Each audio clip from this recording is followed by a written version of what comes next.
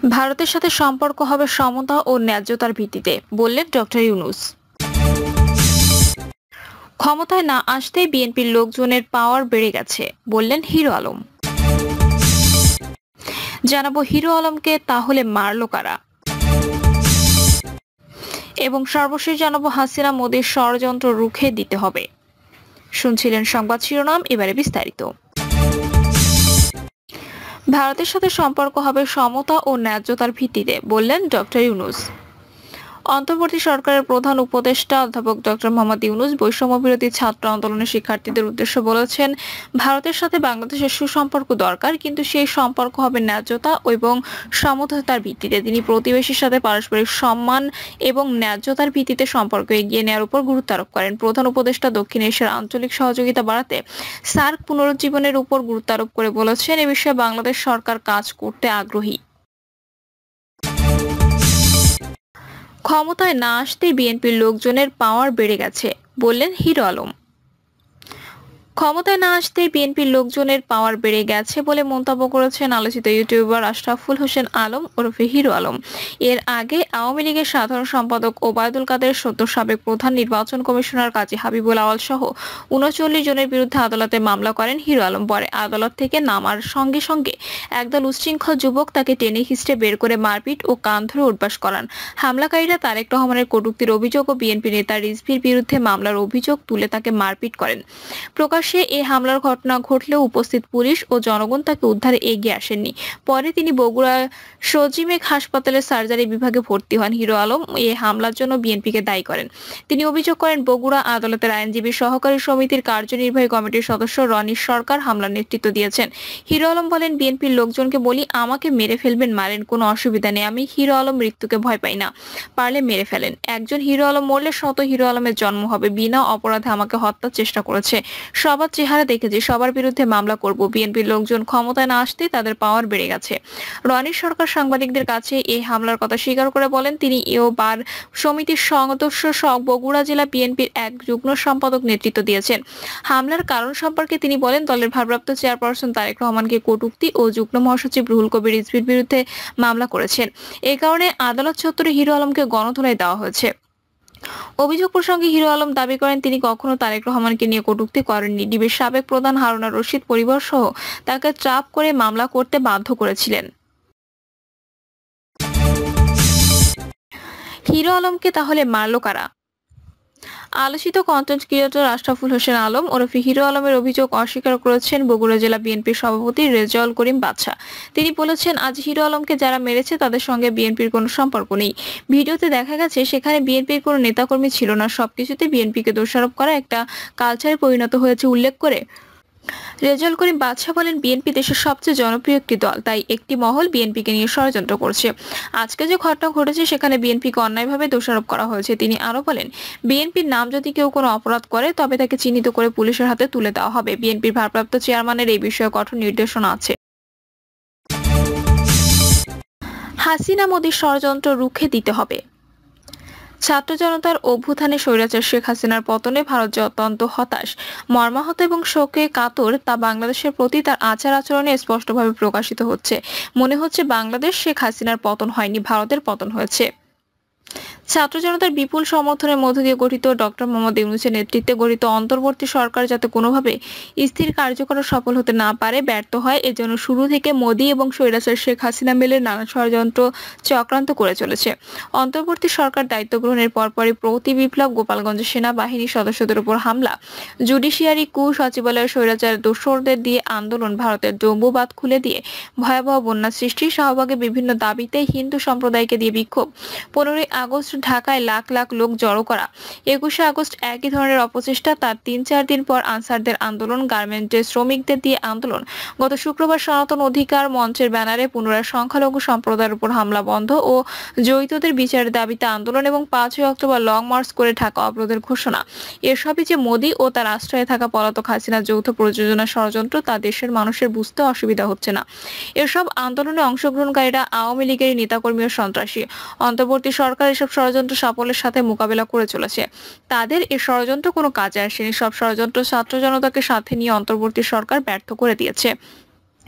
ভারতের প্রতিরক্ষা মন্ত্রী রাজনাথ সিং গত বৃহস্পতিবার উত্তরপ্রদেশের লখনৌতে সশস্ত্র বাহিনীর কমান্ডারদের প্রথম যৌথ সম্মেলনে রাশিয়া, ইউক্রেন, ইসরায়েল, হামাস সংঘাতের পাশাপাশি বাংলাদেশ পরিস্থিতির দিকে নজর রাখা এবং ঘটনা প্রবাহ বিশ্লেষণের পরামর্শ দিয়েছেন।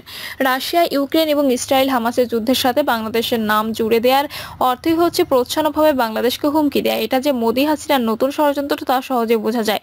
এর প্রতিক্রিয়ায় গত শুক্রবার বিএনপি সিনিয়র যুগ্ম মহাসচিব রুহুল কবির রিজভী আহমেদ বলেছেন, বাংলাদেশে কোনো যুদ্ধ হচ্ছে না। বাংলাদেশ একটি স্বাধীন সার্বভৌম রাষ্ট্র। রাজনাথ সিং এর বক্তব্য ইঙ্গিতপূর্ণ এবং উস্কানিমূলক। ছাত্র জনতার অভ্যুত্থানের মধ্য দিয়ে যার নেতৃত্ব অন্তর্বর্তী সরকার গঠিত হয়েছে তিনি নোবেল জয়ী ডক্টর মোহাম্মদ ইউনূস, তার মতো এমন দার্শনিক চিন্তাবিদ যাকে সারা বিশ্ব সম্মান ও শ্রদ্ধা করে, যার জনপ্রিয়তা অপরিসীম, বিশ্বজুড়ে যার সুনাম সুখ্যাতি বাংলাদেশের হাজার বছরের ইতিহাস আর দেখা যায়নি।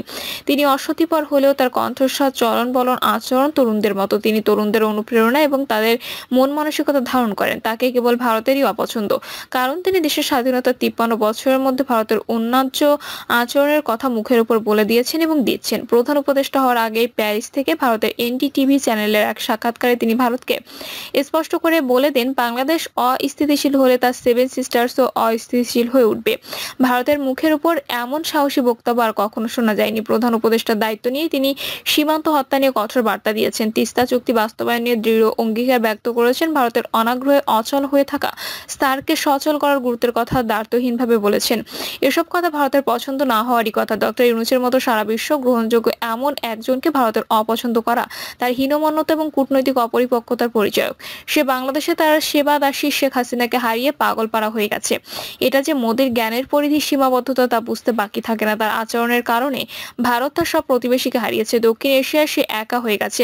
বিষয়টি উপলব্ধি করে যে প্রতিবেশীর সাথে সমতা ও সমমর্যাদা ভিত্তিক সম্পর্ক গড়ে তুলবে সেদিকে তার মন নেই। এটা তার জন্য আত্মঘাতী।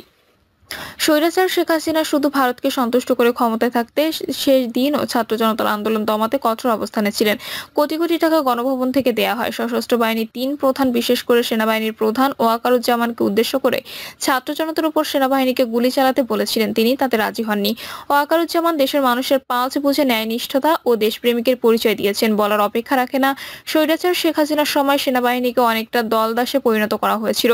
সাধারণত হোস্টাইল এনিমি হিসেবে ভারতকে বিবেচনা করে সেনাবাহিনীর সদস্যদের মোটিভেট করা হয়, কারণ আমাদের যুদ্ধের আশঙ্কা ভারতের দিক থেকে আছে।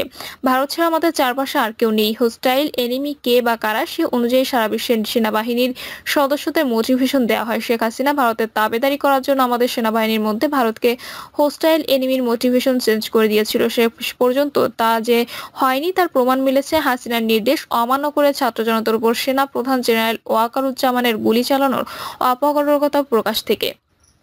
তিনি দেশপ্রেমিক এবং গণমুখী ভূমিকা পালন করেছেন। ভারতের প্রতিরক্ষা মন্ত্রী রাজনাথের প্রচ্ছন্ন হুমকিতে সেনাবাহিনীর বিচলিত কিংবা শঙ্কিত হওয়ার কারণ নেই, কারণ সেনাবাহিনীর পেছনে রয়েছে দেশের 18 কোটি মানুষ। ছাত্র জনতার বিপ্লবের মধ্য দিয়ে আবু সাইদের মতো কোটি কোটি আবু সাইদ এখন তৈরি আছে, যারা বুক পেতে বন্দুকের মুখে দাঁড়াতে পারে। ফলে বিজেপির ভারত বাংলাদেশের কোনো ক্ষতি করতে পারবে না এবং সেই বাস্তবতাও নেই। বরং রাজনাথ সিংহের বক্তব্য হিতে বিপরীত হয়ে দেশের মানুষকে আর ঐক্যবদ্ধ করে দিয়েছে। বাংলাদেশের মানুষের সেন্টিমেন্ট উপলব্ধি করে ভারতের উচিত সাবধান ও হুঁশিয়ার হয়ে যাওয়া। ভারতের সাথে আমাদের যুদ্ধ করার প্রয়োজন নেই। আমাদের পররাষ্ট্র নীতি হচ্ছে সবার সাথে বন্ধুত্ব, কারোর সাথে বৈরিতা নয়। এই নীতি সবসময় অক্ষুণ্ণ ও অটুট থাকবে। তবে অনাকাঙ্ক্ষিত ও অপ্রত্যাশিত কোনো আক্রমণ এবং তা প্রতিহত করার আত্মরক্ষামূলক প্রস্তুতি আমাদের সশস্ত্র বাহিনীর সবসময় থাকতে হবে। আত্মরক্ষামূলক অস্ত্র, সামরিক সরঞ্জামাদির মাধ্যমে জাতীয় প্রতিরক্ষা ব্যবস্থাকে সমুন্নত করতে হবে। সশস্ত্র বাহিনীকে আধুনিকায়ন সহ উন্নত প্রযুক্তি সম্পন্ন করে গড়ে তোলার বিকল্প নেই। ভারতের মানুষের সাথে আমাদের কোনো বিরোধ নেই, তবে বাংলাদেশের মানুষের মধ্যে ভারত বিরোধী যে মনোভাব গড়ে উঠেছে তার জন্য ভারতের মোদির খবরদারি ও আধিপত্যবাদী আচরণই দায়ী। স্বাধীনতার 53 বছরে ভারত বাংলাদেশের মধ্যে যে নানা ধরনের মিথ সৃষ্টি করেছিল তা ছাত্র জনতার অভ্যুত্থানের এক ফুৎকারে চুরমার হয়ে গেছে। ভারতকে বাংলাদেশের জনগণের এই মানসিকতা বুঝতে হবে। বাংলাদেশের স্বাধীনতা ও সার্বভৌমত্বকে সম্মান এবং মর্যাদার সাথে দেখতে হবে। এটা মনে রাখতে হবে, দ্বিতীয় স্বাধীনতার মধ্য দিয়ে যে নতুন বাংলাদেশের অভ্যুদয় ঘটেছে তা যার সেবাদাসী শেখ হাসিনার সময়ের বাংলাদেশ নয় যে তার কথা উঠা বসা করবে। বাংলাদেশের নেতৃত্ব এখন ডক্টর মোহাম্মদ ইউনূসের মতো একজন বিশ্বনন্দিত ব্যক্তির হাতে। তার এবং বাংলাদেশের জনগণের সাথে বিশ্বের বিশ্বের ক্ষমতাধর দেশ থেকে শুরু করে গণতান্ত্রিক সকল দেশের সমর্থন রয়েছে। ভারত ছাড়া সকল দেশের কাছে বাংলাদেশ গ্রহণযোগ্য এবং সম্মানের দৃষ্টিতে দেখছে। ডক্টর মোহাম্মদ ইউনূস এবং অন্যান্য উপদেষ্টা নতুন বাংলাদেশ গড়ার লক্ষ্যে নিরলস কাজ করে যাচ্ছেন। স্বৈরাচার শেখ হাসিনা যে অর্থনীতিকে তলানিতে রেখে গেছে তা পুনরুদ্ধারের নানামুখী প্রচেষ্টা চলছে। শেখ হাসিনার মতো কপট কৃচ্ছ্রতা নয়, উপদেষ্টা পরিষদের সকলে প্রকৃত কৃচ্ছ্রতা অবলম্বন করে চলেছেন। মিডিয়ার সাথে নিয়ে ঘুরে ঘুরে বক্তৃতা দিচ্ছেন না। এ মাসে জাতিসংঘের ৭৯তম যে সাধারণ অধিবেশন অনুষ্ঠিত হতে যাচ্ছে, সেখানে প্রধান উপদেষ্টা ডক্টর মোহাম্মদ ইউনূস অংশগ্রহণ করবেন। তার সফর সঙ্গী থাকবেন মাত্র ৭ জন। অন্যদিকে স্বৈরাচার শেখ হাসিনা যখন বিদেশ ভ্রমণে বের হতেন, তার সফর সঙ্গী থাকতো ১৫০ থেকে ২০০। সর্বশেষ চীন সফরে ছিল ১৫০-র বেশি। তার এই বিলাসী ভ্রমণে রাষ্ট্রের শত শত কোটি টাকা অপচয় হয়েছে। অন্তর্বর্তী সরকার যখন অত্যন্ত দক্ষতা ও নিষ্ঠার সাথে দেশকে বিশ্বের কাছে প্রকৃত রোল মডেল হিসেবে দাঁড় করাতে সচেষ্ট, তখন পতিত স্বৈরাচার শেখ হাসিনা ও মোদি মিলে তাদের এই প্রচেষ্টা ব্যর্থ করে দিতে ক্রমাগত ষড়যন্ত্র চক্রান্ত করে যাচ্ছে। সর্বশেষ চক্রান্ত হিসেবে ফের সামনে আনা হয়েছে হিন্দুদের সংখ্যালঘু কার্ড, অর্থাৎ হিন্দুদের দাবি দেওয়া বাস্তবায়ন অনেক আগেই অন্তর্বর্তী সরকার আশ্বাস দিয়েছে। ডক্টর মোহাম্মদ ইউনূস নিজে ঢাকেশ্বরী মন্দিরে গিয়ে হিন্দু নেতৃবৃন্দকে বলে এসেছেন, বাংলাদেশের সংখ্যালঘু বলে কিছু নেই, প্রত্যেকেই বাংলাদেশের সমান অধিকারের নাগরিক। তারপরে হিন্দুদের পুনরায় একই দাবি তুলে আন্দোলন কেন? পর্যবেক্ষকদের মতে হিন্দু সম্প্রদায়ের নতুন করে আন্দোলন এবং রাজনাথ সিংহের বক্তব্য একই সূত্রে গাঁথা। অথচ স্বৈরাচার শেখ হাসিনার আমলে হিন্দু মন্দিরে হামলা, জমি দখল সহ বড় বড় ঘটনা ঘটেছে। আওয়ামী লীগের নেতাকর্মীদের নিপীড় নির্যাতনের শিকার হয়েছে। তখন তো তারা এভাবে আন্দোলন, লং মার্চ, ঢাকা অবরোধের ঘোষণা দেয়নি। কেন দেয়নি? এ প্রশ্নের উত্তর তাদের খুঁজতে হবে। ষড়যন্ত্রের ফাঁদে তাদের পা দেয়া কোনোভাবে ঠিক হবে না। পরিবর্তিত বাংলাদেশকে তাদের বুঝতে হবে, নতুন বাংলাদেশ পড়তে ভূমিকা রাখতে হবে। প্রিয় দর্শক, এই ছিল এখনকার সর্বশেষ সংবাদ। আপডেট সব সংবাদ পেতে চ্যানেলটি সাবস্ক্রাইব করে বেল আইকনটি ক্লিক করে রাখুন।